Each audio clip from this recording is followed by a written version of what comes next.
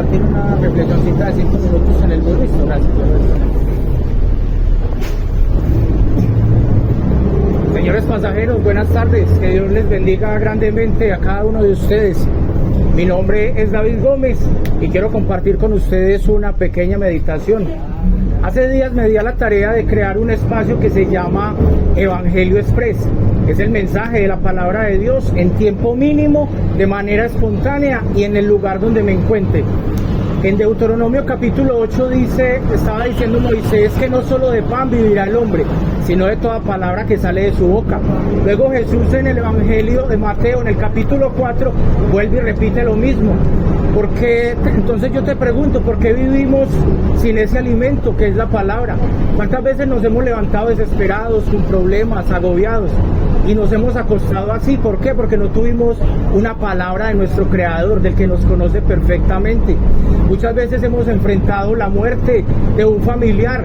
Y no te quiero decir o engañar de que el dolor no va a pasar, pero que bueno hubiera quedado una palabra de Dios para ese momento determinado. Y por último, para empezar con la reflexión, muchos de los que están aquí, quizás no los juzgo, no saben ni siquiera qué hay después de la muerte. Y si mueren, ¿a dónde irán? ¿Sabes por qué? Porque no conocemos el mensaje de la palabra de Dios. Hoy la reflexión se llama excusas, excusas y más excusas. Cuando tú firmas un contrato laboral en una empresa, te ponen a leer las cláusulas y te dan los reglamentos. Así que si algún día a ti te encuentran fumando y en ese reglamento decía que no debías fumar, no tienes excusa. No sabía. Muchas veces hemos tratado de engañar a nuestro cónyuge, ¿cierto? Con una serie de mentiras o de excusas. Y resulta que ella ya había preparado una respuesta ante la mentira que le íbamos a dar, que fueron excusas. Si tú sacas tu motocicleta o tu vehículo el día de pico y placa, no le podrás decir a ese agente de tránsito, no lo sabía. Él te va a decir, en la página del tránsito está, en los medios de comunicación y en las noticias. Entonces nos las pasamos inventándonos excusas. Es muy difícil engañar a las personas ya. De alguna manera ellos conocen nuestro dramatizado fingido y mentiroso y en su mente está diciendo, es una excusa. Ahora, ¿cuánto más queremos engañar a Dios o cómo pretendemos engañar a Dios cuando la Biblia dice que uno de sus atributos es la omnisciencia, el que todo lo sabe, el que todo lo conoce antes de que sucedan las cosas? También dice la Biblia que Él es el escudriñador de nuestros corazones. Él sabe cuando hiciste algo, con qué intención lo hiciste. Él sabe cuando finges, cuando engañas, cuando mientes o cuando lo haces de una manera verdadera. Desde que se inventaron las excusas, la gente cree que no va a quedar mal. Hoy es muy difícil. Hay medios tecnológicos, hay demasiada ciencia, demasiado conocimiento, demasiadas evidencias, noticieros que nos dan a comprobar la veracidad de determinado suceso. Permíteme te narro brevemente un relato que se encuentra en el Evangelio de Lucas, en el capítulo 14, versos del 16 al 24, que dice de la siguiente manera. Jesús le dijo, un hombre hizo una gran cena y convidó a muchos. A la hora de la cena envió a su siervo a decir a los convidados, venid, que ya todo está preparado, y todos a una comenzaron a excusarse. El primero dijo, Señor, he comprado una hacienda y necesito ir a verla, te ruego que me excuses. Otro dijo, he comprado 5 yuntas de bueyes y voy a ir a probarlos, te ruego que me excuses. Otro dijo, acabo de casarme, por tanto no puedo ir. Y vuelto el siervo le hizo saber estas cosas al Señor. Entonces, enojado, el padre de familia dijo a su siervo, ve por las plazas, por las calles, por la ciudad, y trae aquí a los pobres, a los mancos, a los cojos y a los ciegos. Y dijo el siervo, Señor, se ha hecho como has mandado, y aún queda espacio. Dijo entonces el Señor a su siervo, ve por los caminos, por los vallados, y fuérzalos a entrar, para que se llene mi casa, porque digo que ninguno de aquellos hombres que fueron convidados gustará de mi cena. Excusas y más excusas. Cada uno empezó a excusarse de alguna manera particular o peculiar para intentar engañar a quien los había invitado a esta cena. El primero dijo que compró una hacienda y que necesitaba ir a verla. Usando nuestra corta imaginación y usando la lógica, ¿quién de ustedes compraría un apartamento, una casa, una finca, la paga y después va y la ve? ¿Cierto? Una excusa muy evidente. El segundo le dijo, he comprado 5 yuntas de bueyes. La palabra yuntas es de una palabra griega que es iuntus, significa un par o unir a dos. Es decir, que un hombre compra 10 bueyes y no va a ir a mirar el estado de salud, el estado de su fuerza, sus condiciones. Entonces, evidentemente, con lo que nos encontramos es con otra simple excusa. El tercero dice que se acaba de casar.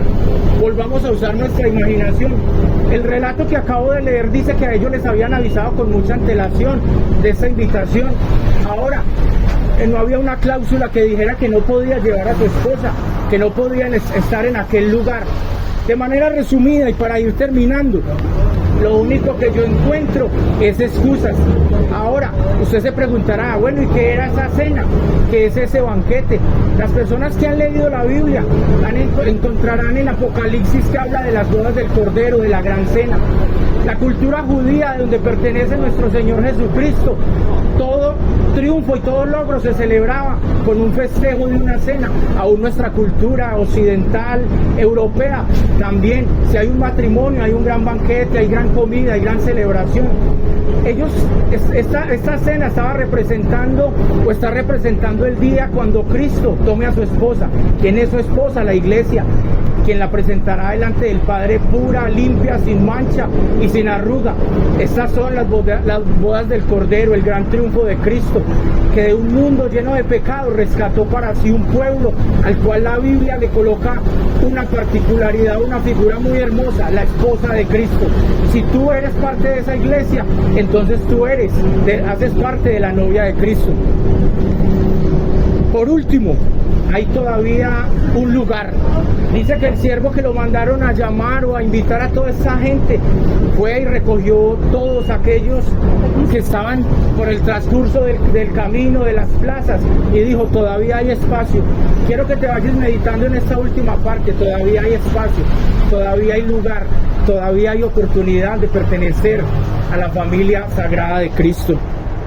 No sé si te quedarás viendo cómo otros reciben la salvación, la bendición, la vida eterna, y cómo reposan y descansan en los brazos de su amado Salvador Jesucristo, mientras que quizás muchos seguirán sufriendo solos con un Dios tan poderoso, un Dios tan bueno, tan inmensamente grande, que se hace hombre y viene a morir en una cruz para que tú y yo pudiéramos ser salvos y algún día poder salir de este mundo que nos atesta.